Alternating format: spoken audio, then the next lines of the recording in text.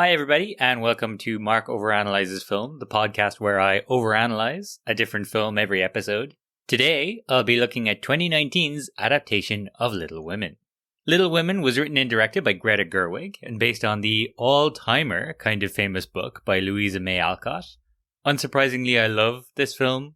Greta Gerwig is always great. Florence Pugh is a total dynamo, and who in their right mind doesn't love Saoirse Ronan? However, I do want to say from the beginning that I have one relatively significant bone of contention with this film. But, we'll get to that. First though, I'll look at the fundamental features of the protagonist, and then I'll go through the main story beats by looking at the sequences of the film. At the end, I'll talk about the main things I learned along the way. Okay, so without further ado, let's get into the 5 questions about the protagonist. Question 1. Whose story is it? This is the story of the March sisters generally, but more specifically, Little Women is the story of Jo March. We start with her, we end with her, and though we also spend time with the other sisters, Little Women just wouldn't be the same Little Women if it were principally the story of, Amy or Beth or Meg. Who is Jo March? She's a young lady / tomboy in 1860s Massachusetts, when that really wasn't an easy combination to be. Question 2. What is her life dream? This is a little tricky to answer due to the 2 different timelines that we follow. Generally speaking, the life dream is what the protagonist wants at the beginning of the story. So when we first meet her in the film, her goal is to make money from writing to provide for her family. When we meet Jo at her youngest, though, her dream is to express herself through her writing. So we have the question, can she do both? Question 3, what is her want? Now, this is where things really got interesting for me when I was analysing Little Women in particular. Want, in this case, refers specifically to what the character is trying to achieve in Act 2 of the film. From the moment they start their new adventure or journey until the point where they seem most defeated. A want in film, therefore, is generally a SMART goal. That is to say, it's specific, measurable, achievable, just about, relevant, and time-bound. So, what gives this film, with all of its characters and all of its stories and all of the years that pass, its real shape and structure? Well, 23 minutes into the film, Jo finds out that Beth is sick. 63 minutes later, Jo stands at Beth's graveside. As I will get into later, there's probably another few minutes in Act 2 after this point, but overall, Jo's mission is to save Beth and what she means to her. And so I believe that saving Beth is Jo's want. Question 4. What is Jo's need? The protagonist's need, then, in this instance, is the human quality or piece of wisdom that the character lacks at the beginning of the story. To my mind, this issue is clouded a bit by the meta-narrative turn of the third act, but let's keep things simple and focus on how Jo essentially changes from when we first see her to when we last see her. In the first scene, she sells a story she doesn't believe in to Mr. Dashwood and asks, can she do it again, please? At the end of the film, she chooses to turn down $500 to keep the copyright to her own story. By rediscovering the purpose and indefatigability of her youthful creativity, and by rediscovering the muse of her own family, she gains the belief and the reason to write her own story. And this, I think, is her need. Question 5. Does Jo get what she wants and or what she needs? Little Women is a film about domestic struggles and joys, and so, of course, it is a bittersweet kind of film. And almost any bittersweet film will have its protagonist get what they need, but not what they want. And that is the case here. Jo will not be able to save Beth, but she will gain the conviction to write her book. Okay, now that I've attempted to answer the 5 key questions, let's have a look at Little Women's sequences. There is normally, but not always, 8 sequences in a film. A sequence is a combination of scenes that are tied together by having a single overriding dramatic question or tension, and they tend to be between 10 and 15 minutes in length. A good way to think about it is that every 10 to 15 minutes, the audience should be on some level asking themselves a different dramatic question. One further point about sequences, which is especially evident here in Little Women, is that the central tension of a sequence should be introduced promptly, but once it has, there is quite a bit of freedom to move around within that sequence. As we'll see, Little Women takes full advantage of this, as the present timeline gives the film its structure, while the past gives it much of its context and texture. So, let's have a look at Act 1. Act 1 contains the first two sequences. Sequence 1 is generally some version of life as it is for the main characters before the events of the film take place. This is especially evident here as we begin with a whistle-stop tour of where the Little Women are in the present. We start and end with Jo March, and in taking this approach, the film not only introduces us to the main characters and the world, but also to the relatively complex structure it will use for its sequences throughout. We see that Jo is contending with the world of publishing, and the fact that it is dominated by men, both at point of entry and also in terms of what stories ever get to be told. Then we see Amy confronting her artistic limitations in Paris, and accidentally expanding some romantic ones in re-encountering Laurie. Then we check in with Meg, struggling with being married and poor. Meg's story really has only a few short scenes and is the simplest, but it's also perhaps the purest example of what Jo will eventually talk about in her writing. It's so gentle and quotidian, yet important and universal. Finally, we see Beth, who never left home, and already feels a little ethereal, a little like a ghost. Once done, it's time to return to Jo's story. We've seen her creative, professional, and monetary struggles, so there's only one more thing to cover. Love. Jo just happens to live with Smoldering's Friedrich Bear, and they soon find themselves at a dance together. In the reverie of the dance, we're transported for the first time back to the past. And here we begin Sequence 2. What is the tension of Sequence 2? We've diverted hard here to the past, but surely we're wondering whether Jo and Friedrich are going to get together. So, why are we suddenly seeing something from 7 years previous? Because we have to set up the question for later, Friedrich or Laurie or either. In her script, Gerwig describes the first past scene as being, quote, in the snow globe of girlhood and memory that is ever present and forever gone. This sense pervades the whole film. Everything in the past is candlelit or in bright sunshine. Everything feels warm. The present, by comparison, is washed out and muted. This serves dual purposes. First, we immediately sense what time we're in because of the colors. Second, it's also thematically redolent. Jo loved her childhood, and she now lives in the shadow of it. For now, though, we're told the story of how Jo met Laurie, and how Laurie came to be involved in the lives of all the girls. And I have to say, I love Jo and Laurie's meet cute. You get their connection and Laurie's enamoration immediately. I scorched my dress, see? There. And Meg told me to keep still so no one would see it. You can laugh if you want to, it's funny, I know. I have an idea of how we can manage.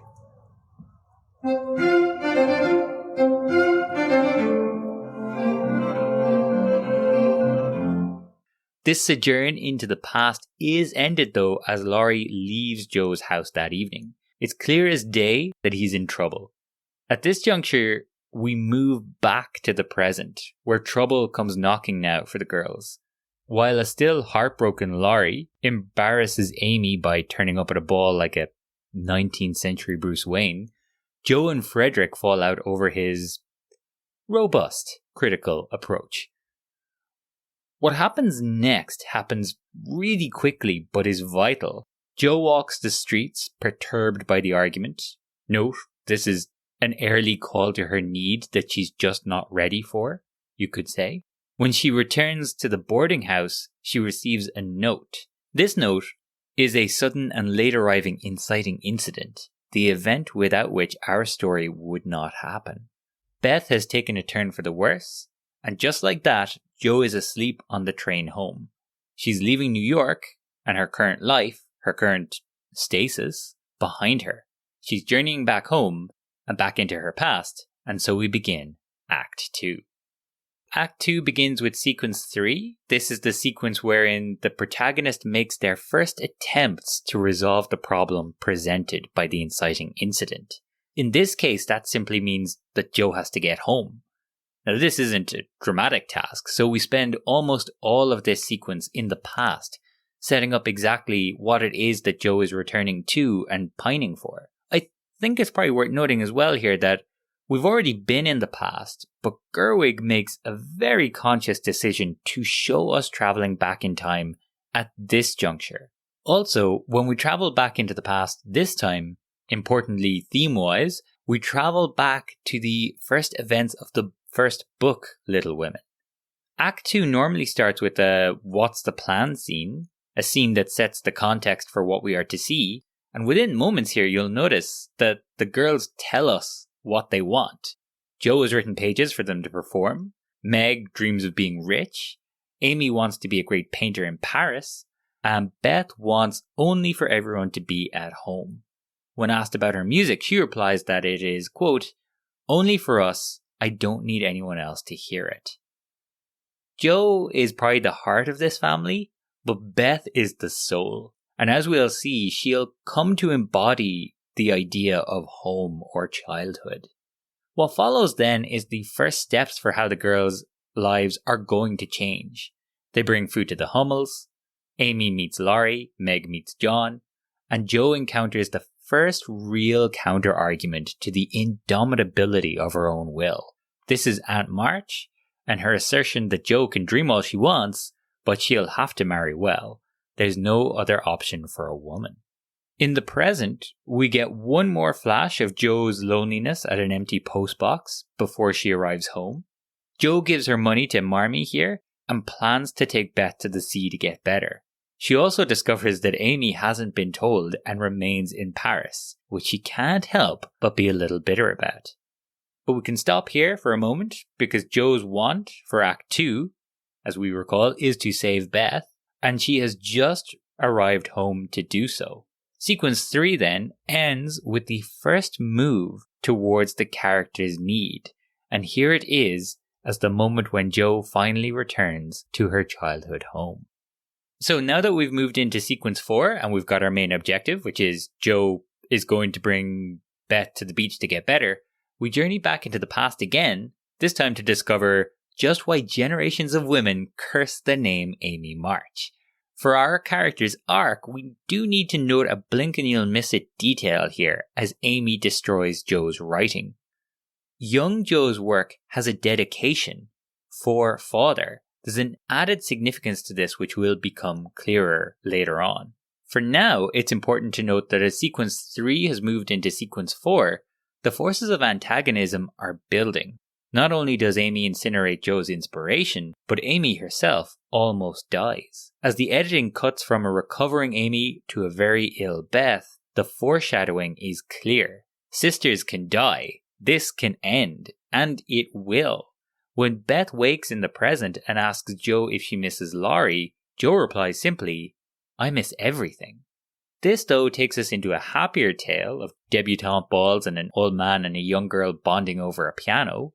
We see Meg get a taste of a life she'll never know again, and Beth branch out in a way that will soon be limited for her. But for now, things are going well. These offer vital context for the scenes which immediately follow, the all-important midpoint.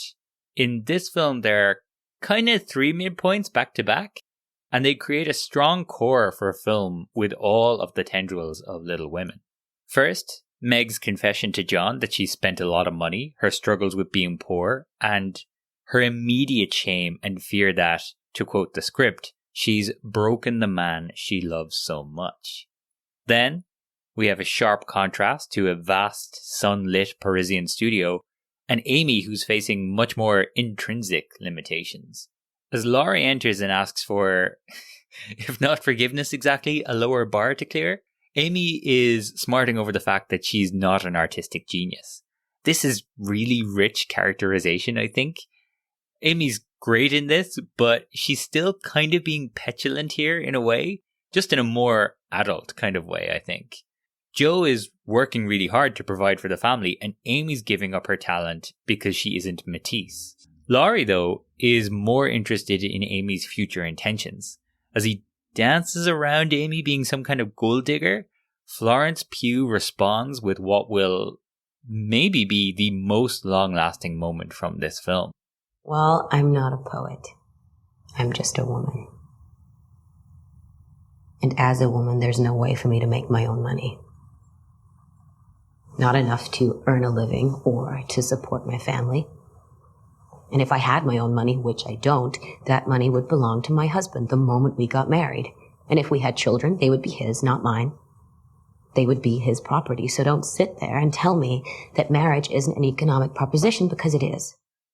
There's not much retorting that, so Laurie is silenced. And here we have a classic dramatic midpoint for these two. Laurie has realized in this moment that he is in love with Amy. Of course, ultimately also, despite the convincing nature of her argument and the conviction of its delivery, Amy will eventually decide that marriage is, at the very least, not only an economic proposition. At that, though, we jump to the fundamental and thematic midpoint of the movie, where the protagonist makes her first conscious move towards her need. Briefly, back in the past, we see a day at the beach when the girls were carefree and always right and well with the world. As the youths play along the surf, we start to hear Jo, from the present, reading aloud a wonderful George Eliot meditation on how we love the earth as it is the earth of our childhood. She's on the same beach, but now it's overcast, and she's alone with a sickly Beth. Beth wants to hear Jo's stories, but Jo insists she can't write anymore. Nobody cares about her stories, she says. But then Beth gives Jo something wonderful, a reason to write. Write something for me. You are a writer, even before anyone knew or paid you. I'm very sick and you must do what I say. Do what Marmee taught us to do. Do it for someone else. Jo lies back in the sand and smiles. She's read Eliot's celebration of childhood and been spurred to write by Beth. This is the moment she turns the corner. It's not dramatic, but it is a textbook midpoint, and it leads us into Sequence 5, the honeymoon sequence. Sequence 5, or the honeymoon sequence, shows the protagonist acting in accordance with her need, and in this case, everyone is doing so. As Marmee races off to tend to her sick husband, we see that Beth has embraced Laurie, and Meg, in her hurry, kisses John without any embarrassment. And then Jo reveals that she has sold her hair, acting for someone else now. Back in Paris, Laurie finally asks Amy not to marry Fred. Amy's startled and retreats upset. This triggers another trip into the past, and the story begins to turn here. Beth gets scarlet fever. In a mirror of the present, Amy is sent to stay with Aunt March, and Jo resolves to nurse her to good health. Back at the beach in the present, Jo, still acting in accordance with her need here, is reading Beth a new original story about their childhood. Beth loves it and insists that she keep writing them, even when she's gone. Jo tells her not to say such things and tries not to listen as Beth tries to tell her that 1, it's inevitable, and 2, she's not afraid.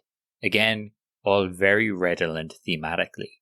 And this is the end of the honeymoon sequence, as the forces of antagonism gather and we move into Sequence 6. Sequence 6 brings us from the honeymoon period to the low point, so it's generally full of troubles. Although it's worth noting that as the C plot, or the third plot of the story, Meg's is used to counterbalance the other two main stories, and here she'll make peace with her poverty. Amy, by contrast, will have her low point in rejecting one suitor only to seem abandoned by the other. Jo, however, is really getting shafted here. While we experience her nursing Beth back to health and being reunited with her father in the past, this largely serves as a further blow to her present as a reminder of what's lost.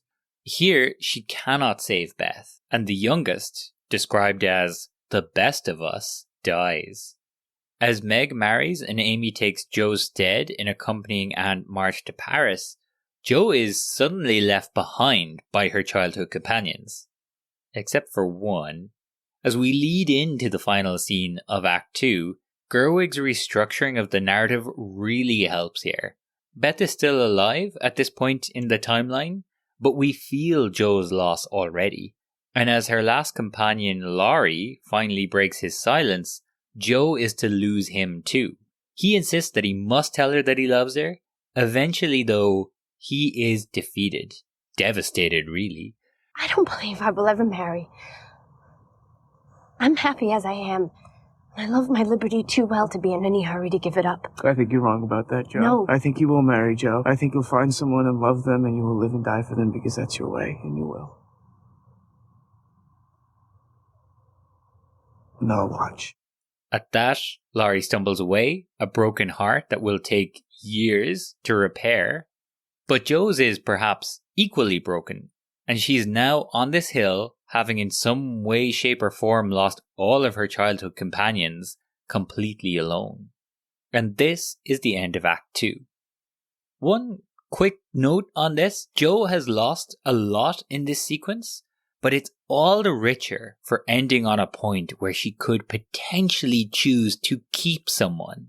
There was little she could do to stop her sisters and the march of time, but she could, if so inclined, accept Laurie's proposal. The fact that she is left alone and devastated because she's had to say no to someone just makes it so much sadder and much more dramatically satisfying. I'm sure I'm going to butcher what Craig Mazin originally said on his excellent How to Write a Movie episode of Script Notes, but to paraphrase him from memory, at the low point, the protagonist no longer believes the antithesis, but the thesis seems impossible. Jo has lost her childhood, but she has no idea how to move on. And so we enter Act 3. Act 3 begins with Sequence 7, the false resolution sequence. I want to spend a little time here on this next scene, the first scene of Sequence 7, because firstly, I think it's fantastic, but secondly, it also sets up a great question for the climax that, for my money, the film kind of cheats the answer to. Just as Act 2 was mostly a journey into childhood for Jo, Act 3 is almost totally in her present. Her want, if we recall, was to save Beth, and in so doing, protect her childhood. But Beth has passed, so what is Jo doing when we join her in Act 3? She's back in the attic, packing away Beth's things, the things of childhood. Marmee arrives and says she doesn't want to disturb Jo's writings, but Jo responds, "I don't do that anymore. It didn't save her." Marmee proposes she go back to New York. Perhaps she could see her friend Friedrich. But Jo states that she and her temper ruined that, and she doesn't believe she'll ever see him again. She then discovers that Laurie will be accompanying Amy home, and she can't help but consider a way out of her solitude. And this brings the central problem of Jo's life into focus. She's a woman of talent and ambition, and she wants to do things. Jo's not made to be a housewife, certainly not in 1860s Massachusetts, but Jo is so lonely.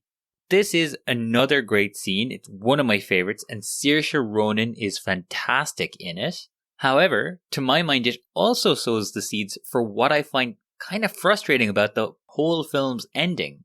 Here we have a great conundrum, one that feels timely and eternal. Jo needs her freedom, but she also needs companionship.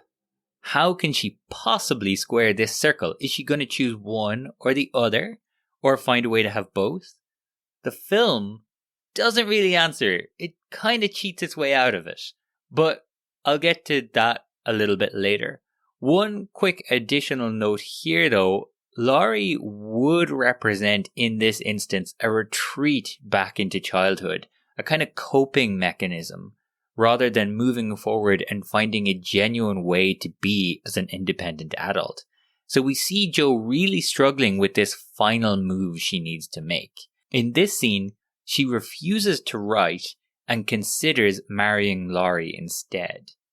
But we should move on now though, because there are other matters to attend to. Just as Meg's arc completed in sequence 6, Amy's arc completes here, with her and Laurie finally getting together on the way home. This clears the way for the final sequence to really belong to Jo, as we'll see. Unfortunately, right now, Jo is back home writing a letter to Laurie, chastising herself for turning him down and running away to New York.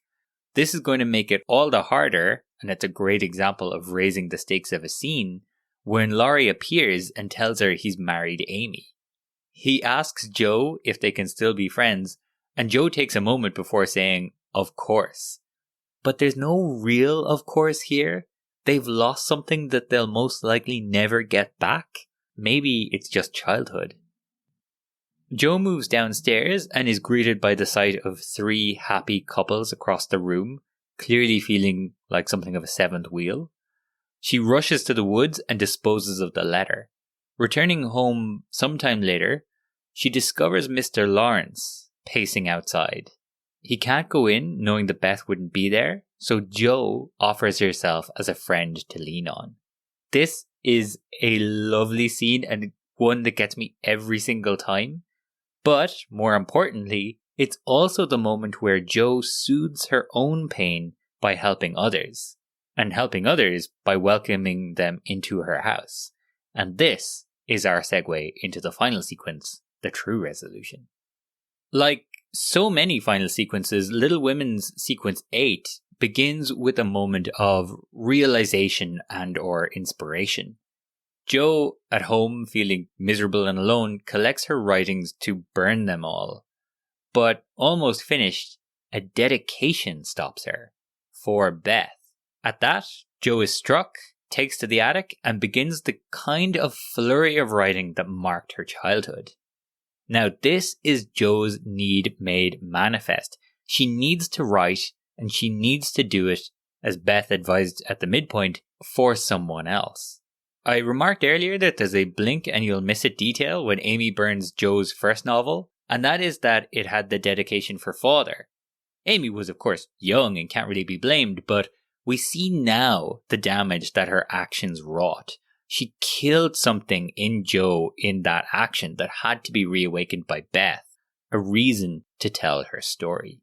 Now, acting in accordance with her need, things begin to fall into place.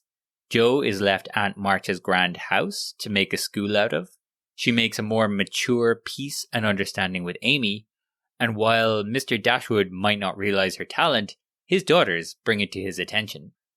She's soon to get to talking turkey with the publisher, but there's something else that pops up here. Something that really bothers me. Something meta.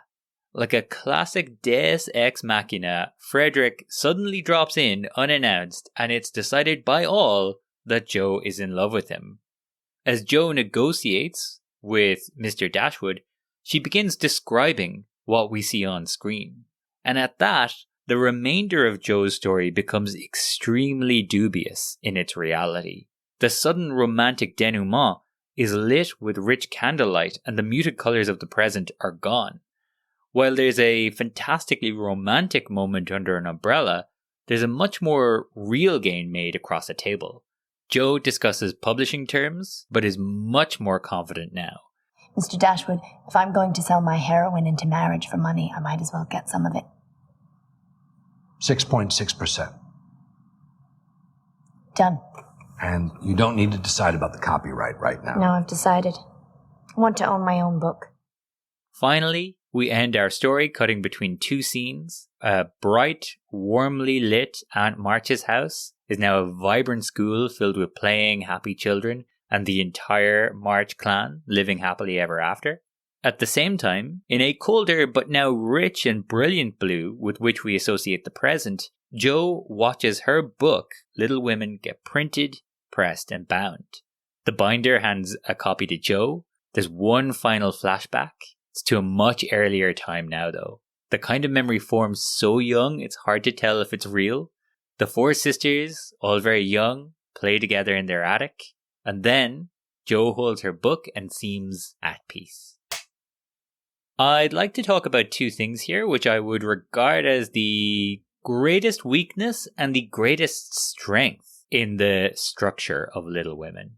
To take the bad first, to paraphrase Jo, I can't love this ending truly, so I can't love it at all.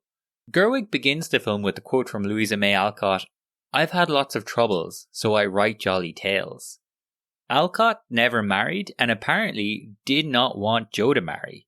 However, writing the book in two parts, the response to the first half was greeted with so many questions of who Jo would marry that Alcott felt pressured into marrying off her heroine. She did upset conventional wisdom at the time, though, by having Jo not marry Laurie and introducing older, sterner Professor Bear. Gerwig has stated repeatedly that she wanted this film to feel like almost an urtext. She wanted this to feel like the original, foundational story off which others had worked off. This does add to the richness of the piece, I think, but in weaving together the lives and fates of her heroine and the original author, she does avoid picking a lane. She does this to such an extent, I think the expression having your cake and eating it too could be replaced by having Jo marry and stay single. As I stated during the attic scene at the start of Act 3, I felt there was a really great question raised that the film ultimately dodges. People could certainly argue that it doesn't. It's pretty clear Jo describes the events at the very end to her publisher as fiction. But without knowing what point we jump off, for my money, it undermines something in the film. It is, in short, too damn meta. Now, to some extent, not liking meta-narrative reliance in general is a matter of taste.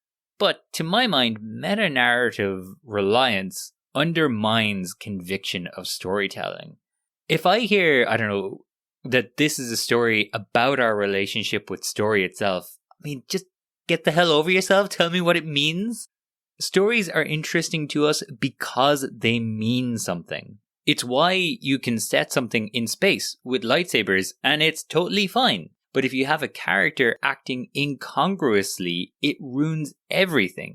And there's ever so slightly a hint of that here as well. In the final scenes, who is this Jo and where has she come from? She's so happy, confident and blasé, even about marrying herself off. If everything after she leaves Aunt March's house is fictional, we don't really see how Jo got to the publisher's table with such confidence. And it feels kind of like a cheat. One more note on this, because I find the concept interesting. This seems like an ending to be felt and not thought about. And it does work on that level. I personally can't leave it at that level. It reminds me of a conversation I once had with a couple many years ago. The woman said that she asks her boyfriend sometimes if he finds this girl or that girl attractive. He always has to say no. I remain confused by this arrangement to this day. I wondered what was the point in not only hearing this, but asking to hear this, if the answer could just as easily be a lie. She said that it was like eating a piece of chocolate or something, like a small hit, just to make you momentarily feel better. She felt that she didn't need to believe it, she just needed to hear it. And the ending of Little Women reminded me of that conversation. It feels like Greta Gerwig wanted Jo to remain single as Louisa May Alcott did, but felt like she had to show the audience what they wanted to see. The ending of this film seems like it's saying, you don't need to believe this, but you need to see it. And that really annoys me. And I still feel more than anything that the film asks a question that it then doesn't answer because it feels like we won't like the answer it gives us. It sugars the integrity of one with the emotional hit of the other. In its aim, it certainly appears to deliver on Alcott's opening quote, but personally, I still wish Joe either married or stayed single. But allow me to make one thing clear at this point. I love this movie, and so I'll finish with at least one of its greatest strengths. As stated earlier, Gerwig wanted to make this a kind of urtext. She's made this film with remarkable success, the Little Women story and the story of the book Little Women. Now, my knowledge of the source material is limited, but there's no doubting that Gerwig's non-linear storytelling, reshaping and refocusing has given another dimension to the story. The story was originally written in 2 parts, entitled Little Women and Good Wives. The first of these parts has most of the iconic story beats, I think. Amy burning Joe's book, Amy falling through the ice, Beth getting sick the first time, Joe selling her hair. I think it's fair to say that these are what people think of when they think of Little Women. By moving almost all of these contents into the second act, and ending the second act with a kind of end of childhood, Gerwig has made this film adaptation a kind of bittersweet celebration of childhood, and girlhood especially. The whole film is structured and color graded to make this point, but it's never clearer than when Gerwig manages to concentrate Beth's 2 serious illnesses into one sequence. Normally, in youth, we think that people get sick and then get better, but as you get older, that can change. There's little love for Indiana Jones and the Kingdom of the Crystal Skull out there, but I think it does have a great line on this. Jim Broadbent muses sadly at one point, "We seem to have reached the age where life stops giving us things and starts taking things away." Now, the Little Women are not at Jim Broadbent's age, but Beth is a signifier of the sister's childhood in this film. She's the one that just wants the family to be together. She's the one who stays at home. When she dies, something of Joe's childhood is irretrievably lost. However, Joe's turning point is when Beth tells her on the beach to write for someone else, and that is what she does. She writes about Beth and their sisters, their shared past, and their life together. So, if there's an overall thematic question of Little Women that's something like, can you save your childhood? The answer is no, but you can celebrate it. She couldn't keep it for herself, but to the rest of us, Joe or Louisa May Alcott gave us 150 years of childhood. This has been Mark Overanalyses film on Little Women. In the next episode, I'll be breaking the first and second rules of Fight Club. If you enjoyed this episode, please like, rate, follow, recommend, I don't know, whatever else is good for this kind of thing. Thanks for listening, take care of yourselves, and see you soon.